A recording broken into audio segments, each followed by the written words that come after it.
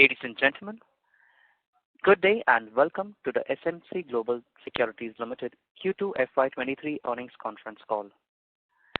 As a reminder, all participant lines will be in listen-only mode, and there will be an opportunity for you to ask questions after the presentation concludes. Should you need assistance during the conference call, please signal an operator by pressing star then zero on your touchtone phone. I now hand the conference over to Mr. Anuj Sonpal from Valorem Advisors. Thank you, and over to you, sir.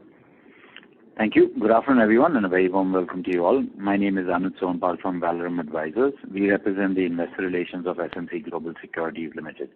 On behalf of the company, I would like to thank you all for participating in the earnings call for the second quarter of financial year 2023. Before we begin, let me mention a short cautionary statement.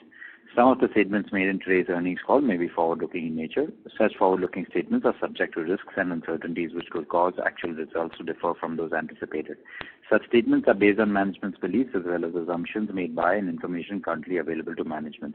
Audiences are cautioned not to place any undue reliance on these forward-looking statements in making any investment decisions.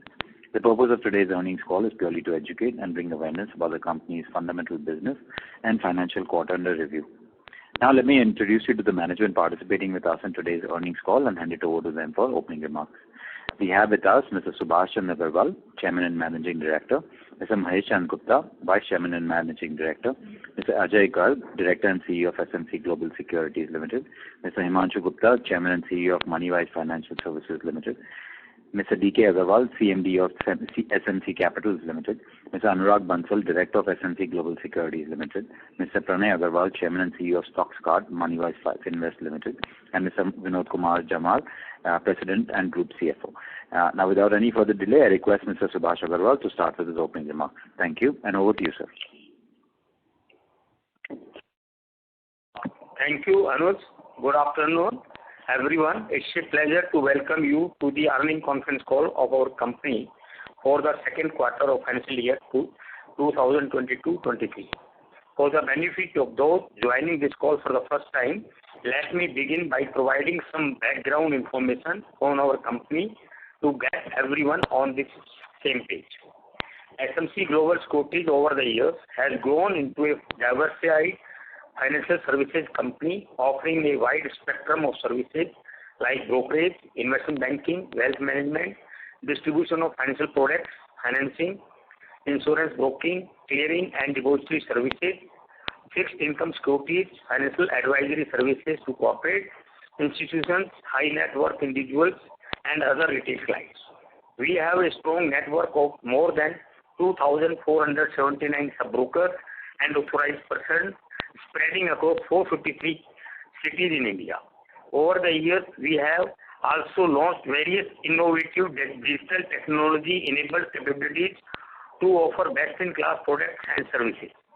Our discount broking arm under the brand name of Stockscard, which is a first-of-its-kind platform in the broking industry, has noticed a very positive response. The company is governed by a strong board, including 6 independent directors of high standing and is run by a highly qualified and experienced management team. With our established presence and by embracing the latest technology, we are poised for continued growth these upcoming years. I now hand over to Mr. Vinod Jamal, our Group CFO, to take you through the financials and operational accomplishment for the second quarter of financial year 2023. Over to Mr. Vinod Jamal. Thank you, Subhash sir. Good afternoon, everyone. Talking about the financial performance of the quarter 2 FY23 of our company on a consolidated basis. The operating income for the quarter was rupees 301 crores, an increase of about 5% YOY. Operating EBITDA was reported approximately 65 crores, a decrease of approximately 22% YOY from 83 crores in the corresponding period, and the EBITDA margin stood nearly 22%. Net profit after tax reported was 32 crores, which was 52 crores in the corresponding period, while the PAT margin stood at 10%.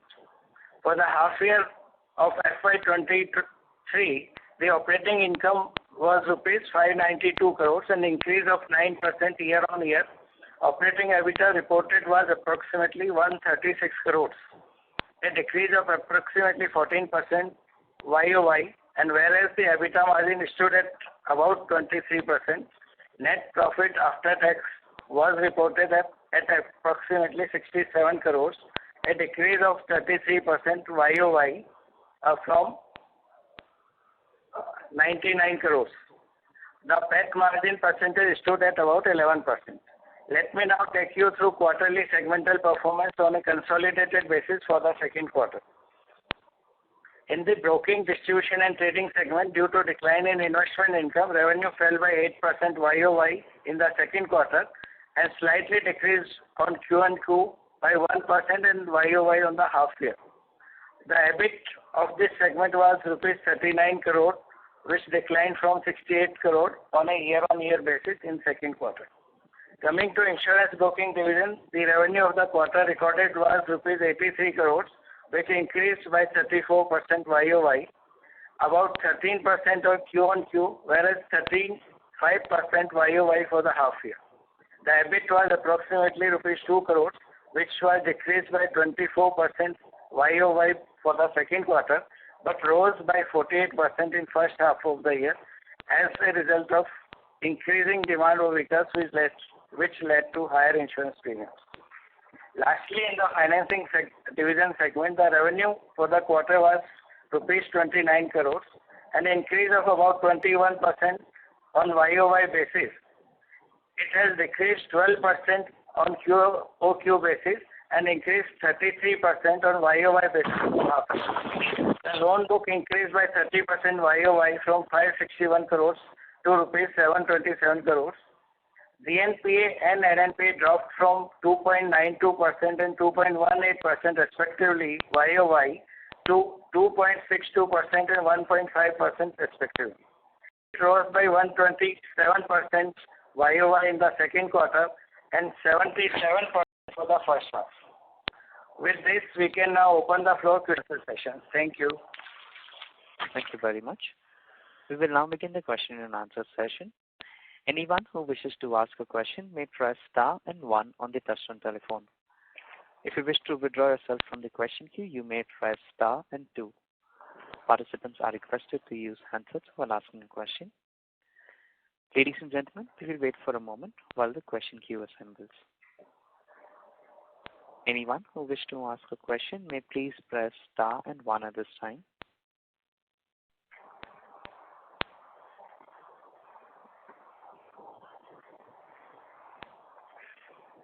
First question is from the line of Samir as an individual investor. Please go ahead. Hello. Good afternoon, sir. I wanted to ask that the top line growth has been muted this quarter and margins have also declined. So can you explain the reasons for the same? This is Vinod Jaman. I will explain you the reason. Actually, during the last year, September 6 month ended, we had huge investment income of about 46 crores. Whereas this year it is only 8 crores. So the impact of 38 crores is both on the top line and bottom line. So if you ignore the impact of this extraordinary item, our top line has grown by 18%. And we are able to maintain our margins at the last year's level. The only impact is of this item of investment income. Okay, sir. And I also wanted to ask that, what are the sustainable EBITDA margins? As it seems that margins have also been volatile.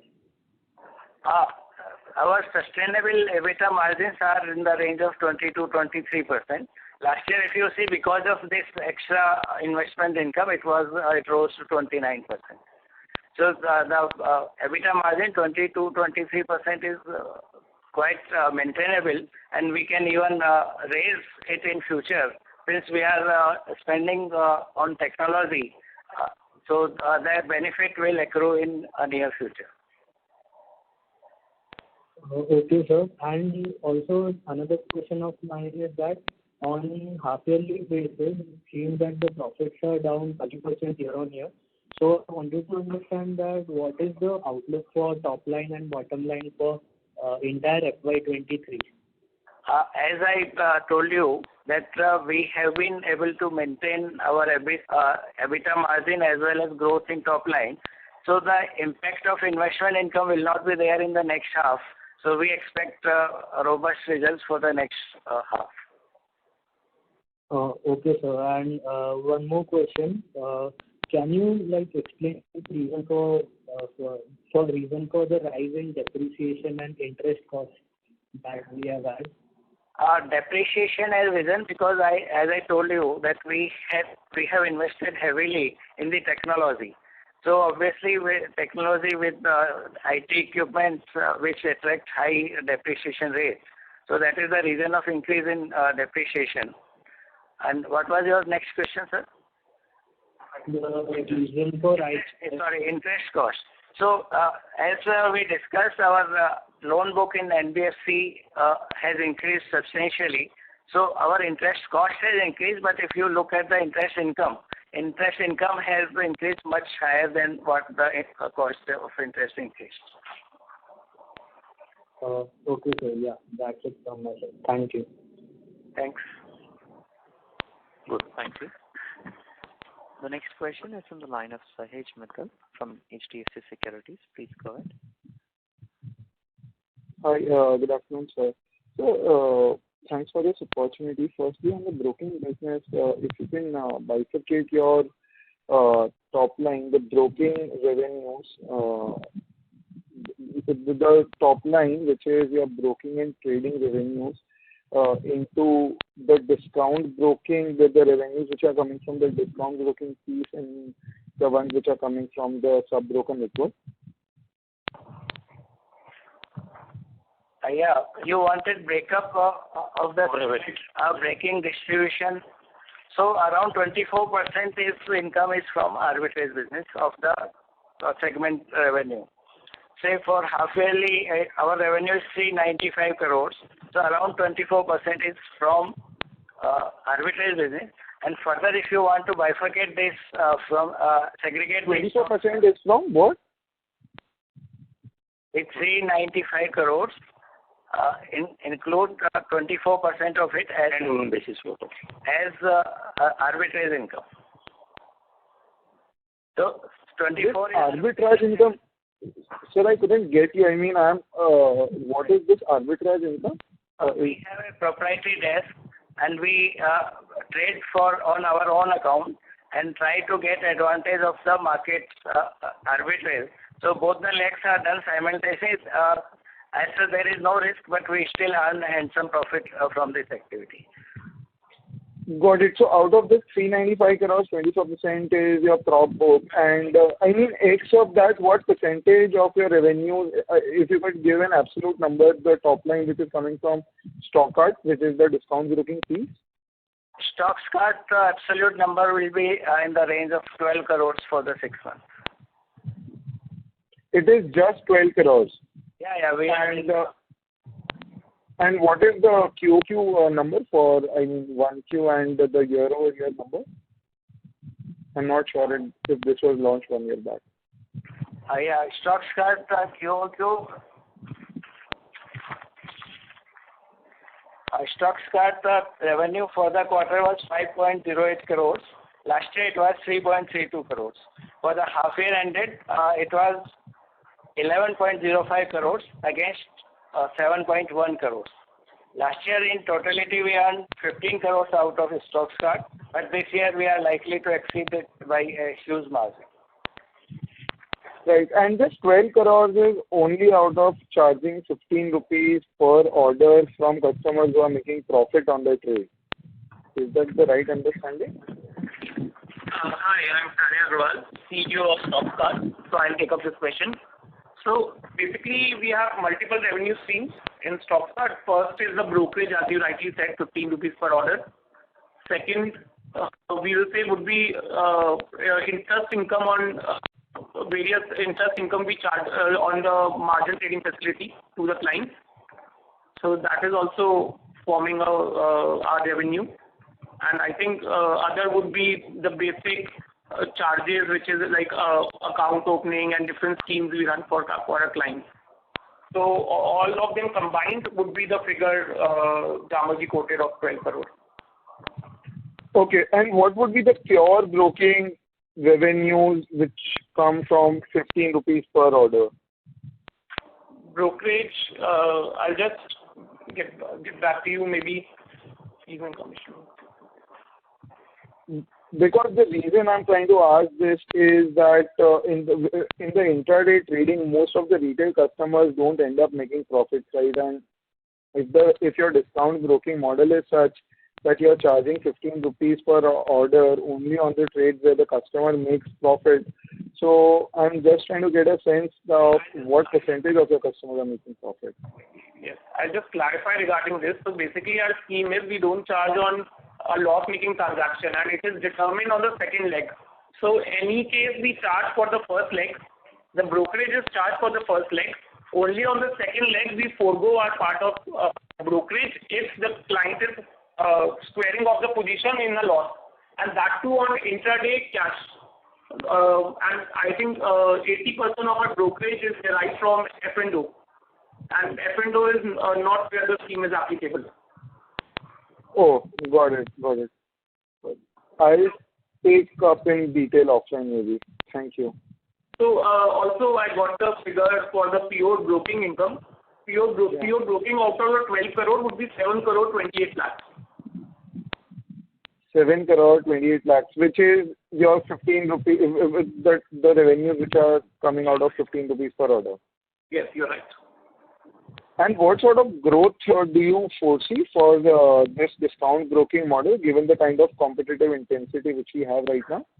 I'll just clarify. Actually, it's a fees and commission income, which will include all kind of charges we have on client, because we have clearing charges and other charges also. So that combined, I have a figure of 7 crore 28 lakhs. Other part would be interest. It would be interest, which is separate. Interest on margin trading facility is separate. 7 crore 28 lakhs includes all the kind of charges we have for clients. And does this include the pass-through? Sorry? Does this include the pass-through which we make to our sub-brokers? No.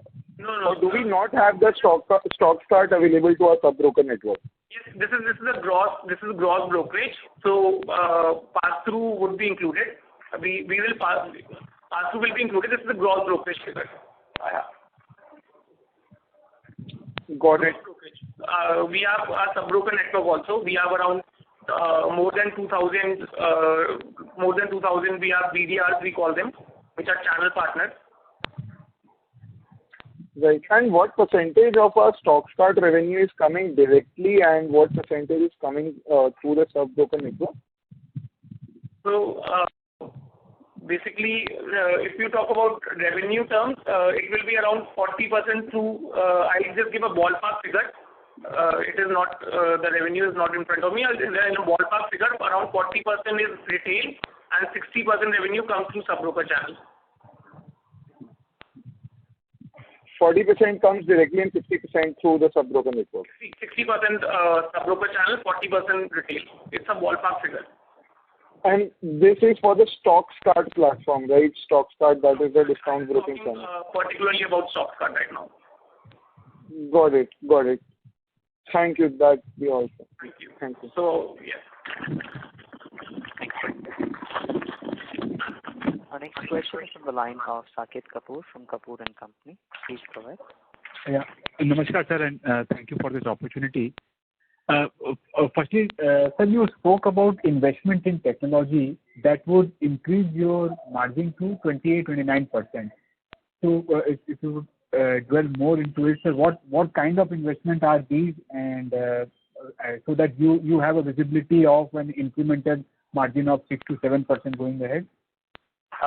Sir, let me clarify that the EBITDA margin 29% was last year in the 6 months ended September 21 because of the higher investment income, which is basically not a recurring nature of income.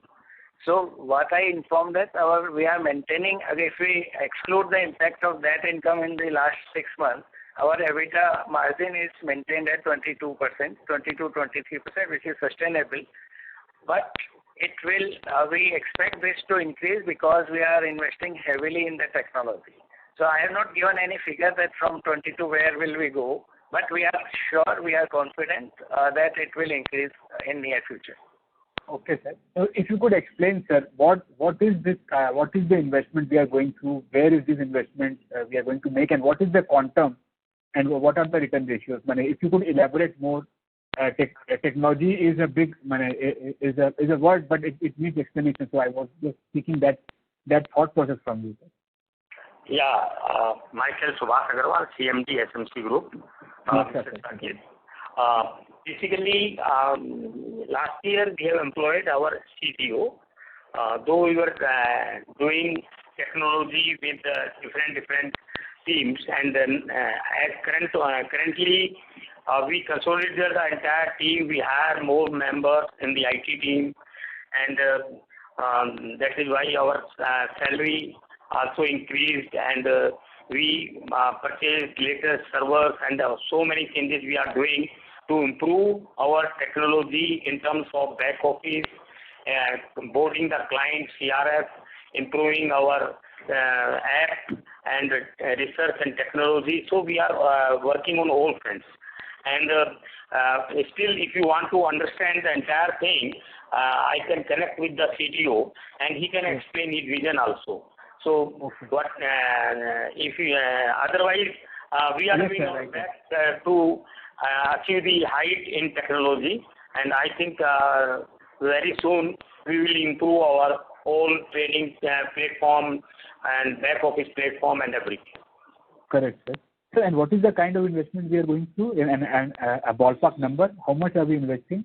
Yeah, you see, our expenses are included in salary, our servers, technology, but still I can give you a figure which is around 11 crores. 11 crore directly, which we have counted. Otherwise, indirect expenditure which has not been debited in technology, but it has been debited in the form of salary and other expenses. Okay, that this 11 crore is for this quarter. Yeah, 4-6 months. Annually, we have 25 crore budget. 25 crore direct budget, which is in servers and switches and all other technology expenses. I can say that salaries are being excluded in that. Office expenses and everything are excluded in that. Right. So we have also made some investment in land, shifting our offices. What is the update on the same? So where are we? I think in last quarter also you have asked the same question, and we have applied for this passing of our maps, and some height issue was there earlier. We were asking for 60 meter height, and airport authority has allowed us with up to 50 meters, and we have filed an appeal, so it can be around 55 meters possible. But we are expecting that very soon we will get in place everything, and construction will start within 1 month. Okay. So as of now, only the investment in land we have done, the registry which we have done. Yes. Okay. Sir, earlier we used to provide this segmental reporting. Please correct me, sir. This time I could not find this segmental reporting. Any changes we have done, or am I missing something, sir? No, sir. So we also this time also have given segmental reporting. So if very sorry, sir. Yeah. You might have seen the published numbers only. So you have to go to our website. There we have given a reference. So detailed results which were sent to stock exchanges, segment reporting is also there. Our balance sheet and everything, cash flow, everything is there as per SEBI requirement. Correct. Okay. Thank you, sir. Thank you. The next question is from the line of Parth Thane as an individual investor. Please go ahead. Yeah. Good afternoon, sir. So my first question is, the broken business revenues and margins are down significantly. Can you explain a reason for this? Also, does this mean that are we losing market share?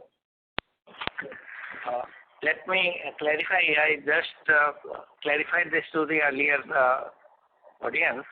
So last year, September 21, 6 months, we had a investment income of 46 crores. So you will agree that this income is not in a recurring nature. We got an opportunity last year, but this is not a recurring nature of income. This year we earned around 8 crores. So the deficit of 38 crores is being depicted in the ratios. So if you exclude the impact of this extraordinary item, we have maintained our last year's EBITDA margins. We have maintained our market share. So everything is maintained. Last year we had this extra income which we got opportunity and got the income. So this year it is not repeated. So it depends on the market conditions. So if we get risk-free returns, we do invest. Otherwise, our business is proprietary arbitrage business where we don't have any risk. It is entire thing is hedged. So all that buy and sell trade is done simultaneously. But sometimes when we see some opportunity in the market, we do invest in a safe security. So where risk-reward ratio is 10% risk and 90% reward. So if we do not get such opportunities, we only do arbitrage, not the pure investment. Okay, sir. And the second question is on the mutual fund and wealth management AUM. These numbers have come down as per your presentation in H1 FY23. So can you explain the reason for this as these industries are doing well? Our director, Mr. D.K. Agarwal, will be taking this question. D.K. sir, are you there? This is Dr. D.K. Agarwal. This AUM from 540 crore it has come down to 512 crore in last 6 months. And this is because there have been certain exits from alternate investment funds. These were investments made by the clients a few years back. And now there have been exits in those AIFs. So this around 40 crore has been exit on account of these alternate investment funds redemption.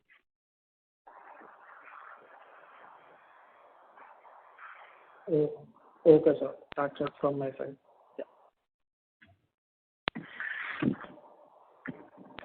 Thank you. A reminder to our participants, please press star and 1 if you wish to ask a question. The next question is from the line of Krina Shah as an individual investor. Please go ahead.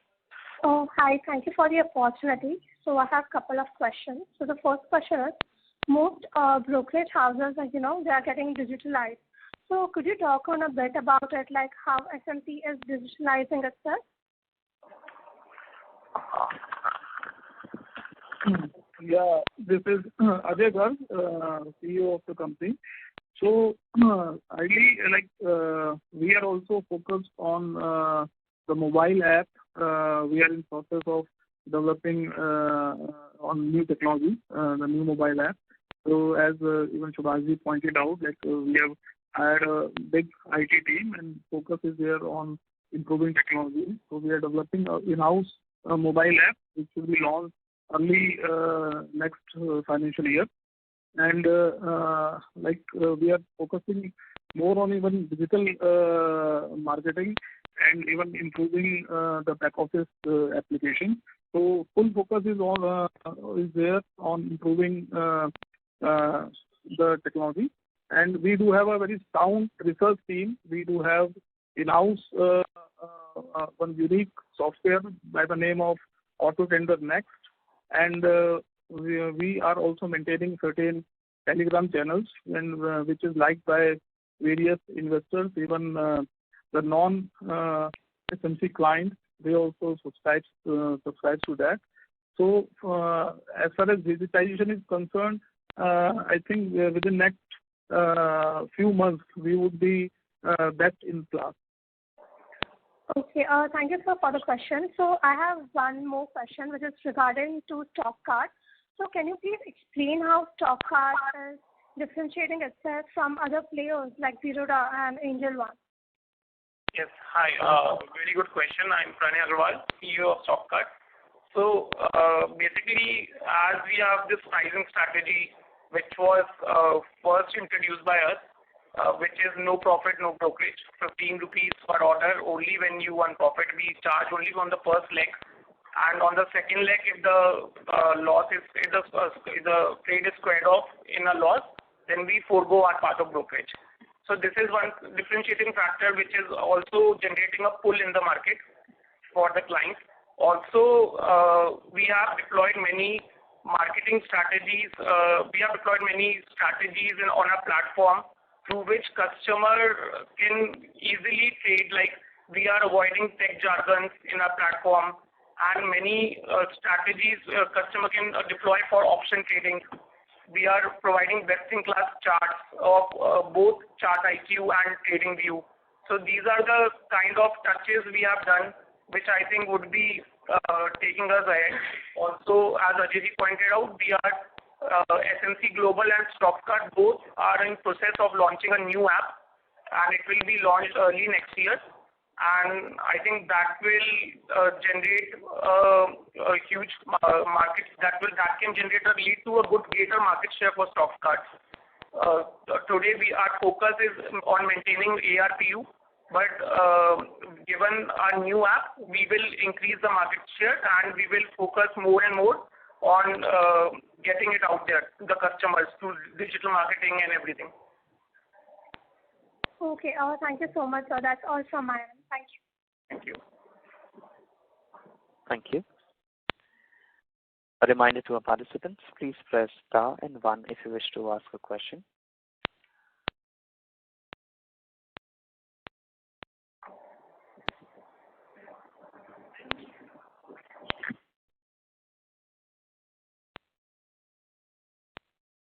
Any participants who wish to ask a question at this time, then please press star and 1.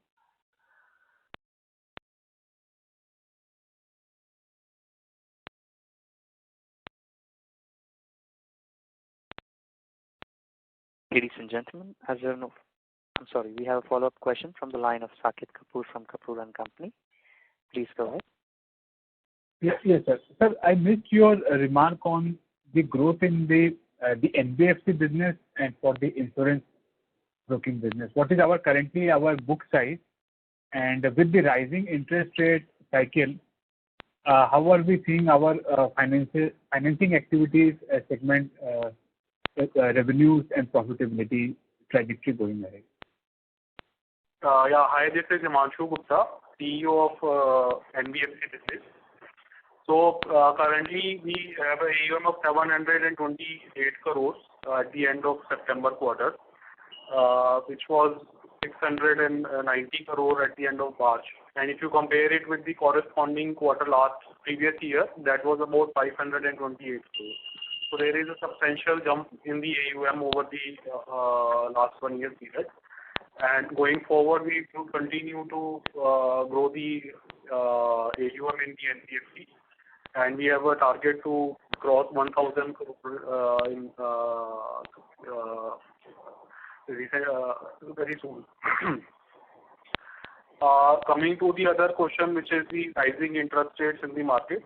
So as you rightly said, the RBI has hiked repo rate multiple times in last 3 to 4 months, and correspondingly banks have also increased their lending rates. However, we have been able to maintain our borrowing cost at a very competitive rate. Currently, our average borrowing cost stands at about 9.25%, which is very competitive in our size of NBFC. And we have been able to renegotiate and get the borrowings at a lower spread from the bank.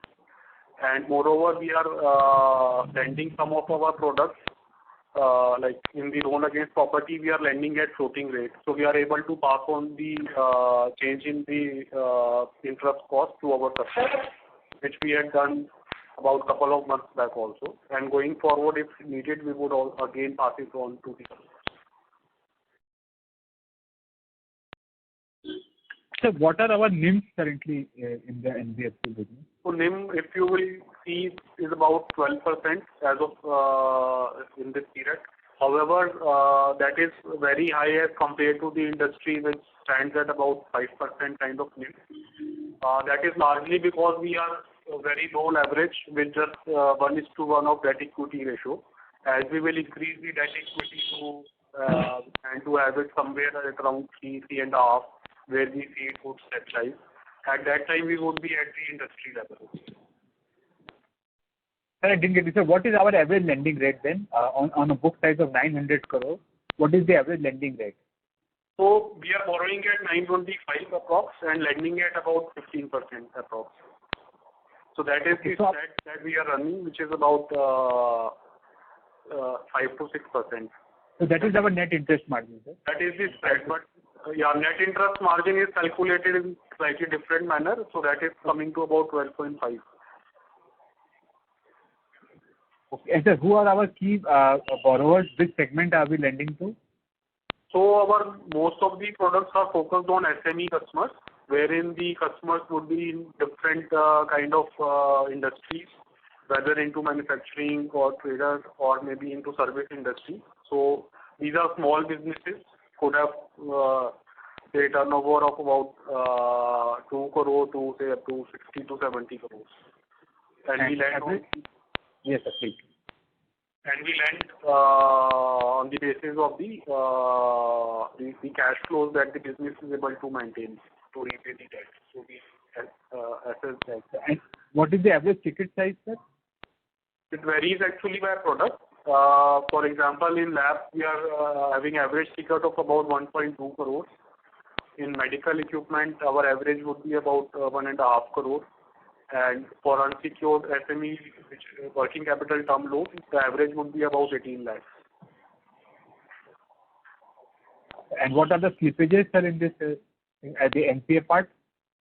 As of September, our gross NPA stood at 1.6%, and 2.6%, and net NPA stood at about 1.4%.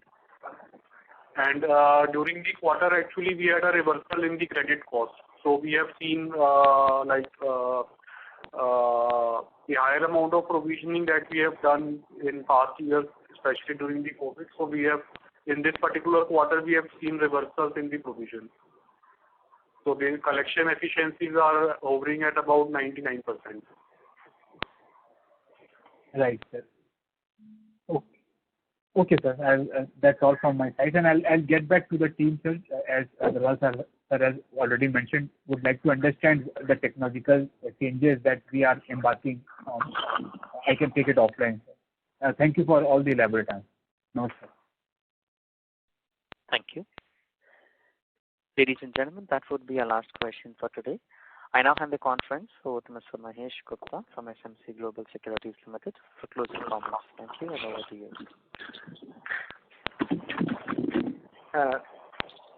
Hello, myself Mahesh Gupta.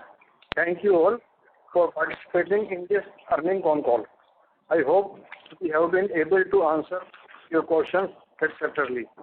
If you have any other further question, would like to know more about the company, please reach out to our investor relations manager at Valorum Advisors. Thank you. Stay safe and healthy. Thank you very much to all. Thank you very much. Ladies and gentlemen, on behalf of SMC Global Securities Limited, that concludes this conference. Thank you for joining us, and you may now disconnect your lines.